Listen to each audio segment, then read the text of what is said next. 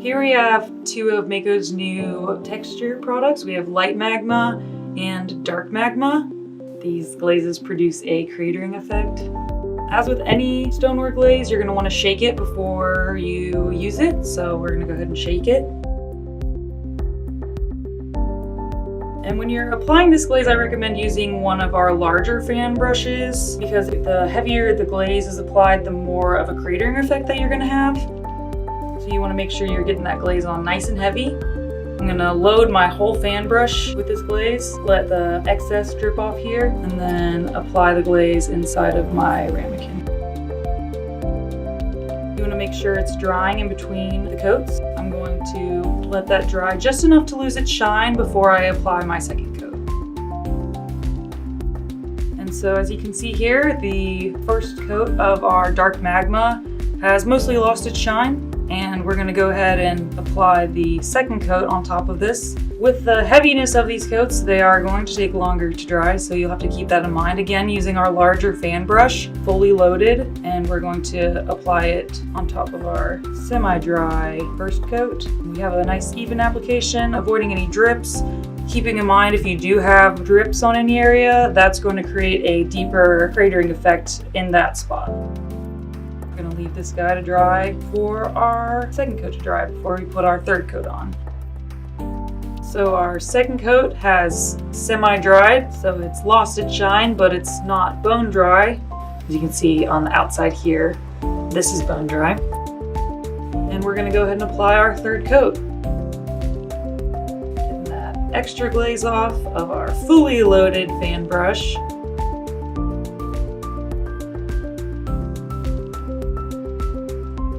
Now we have 3 good coats applied of our dark magma glaze here. And it won't come out like this. If you're using the light magma instead of the dark magma, you might want to apply an additional coat to get the same cratering effect as you would achieve from the dark magma. So there is some variation between the two magma glazes that we have here. As you can see here, there is a deeper crater effect in the dark magma than the light magma. These glazes were applied the same, so if you do want to have a similar crater with the light magma as you do with the dark magma, we would recommend applying heavier or additional coats to have the same effect.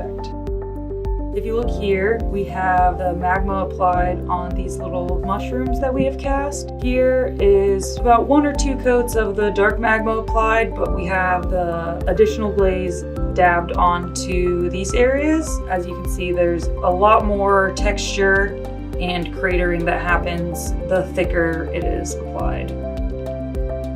Similarly, we have the white magma here.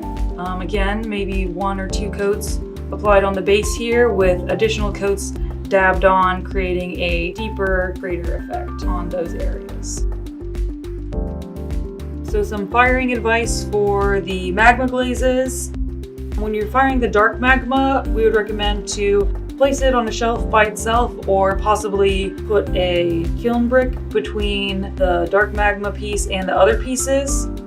Here we have a light magma ramekin that was fired close to the dark magma, and as you can see, there is some fuming that occurred. So either keep all the dark magma pieces together in a kiln or have some sort of barrier between the dark magma and any other colored glazes. Our textured magma glazes are versatile products that can be used with a variety of clay bodies and firing temperatures, similar to our mud crack texture glazes. All of these have 3 coats. Here we have our magma glazes used together on this slip cast mushroom. This was a white slip cast body fired to cone 6. As you can see here, there is the variance between the cratering effect with the 2 different magma glazes. The dark magma has a lot deeper craters, whereas the light magma is kind of more of a softer effect. And this is applied pretty thin. There's barely any cratering with the white magma, and you can almost even see the clay body underneath it. It just stains it a little bit brown. This was applied with very light coats with both magma glazes. Here we have both of the magma glazes applied with a slip trailer. Just one coat with a slip trailer zigzagged on between these coats of the sandstone here. Again, as you can see, the black magma has a deeper cratering than the light magma. Here we have our dark magma applied in a band above a glaze combo. Here we have both of our magma glazes applied with 3 coats on top of our iron wash, and this is fired to cone 6. The iron wash comes through the magma glaze being applied on top of it and stains the surface a little bit. As you can see, there's a nice reddish brown color coming through the white magma, and the dark magma gets a little bit of a sheen to it and has some more brown hues to it as well.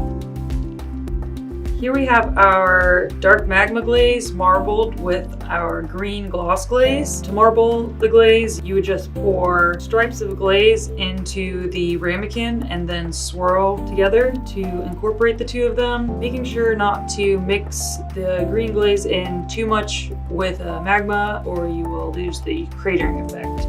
So if you're applying it in combination with other glazes, it'll smooth out the glaze. Here we have our speckled stroking coat in combination with our light magma glaze. On this side we have the light magma applied on top of speckled stroking coat, and on this side we have the light magma applied underneath the speckled stroking coat. As you can see, when it's used in combination, you lose a lot of the texture effect and the gloss from the combo glaze comes through. This tile was fired to cone 6.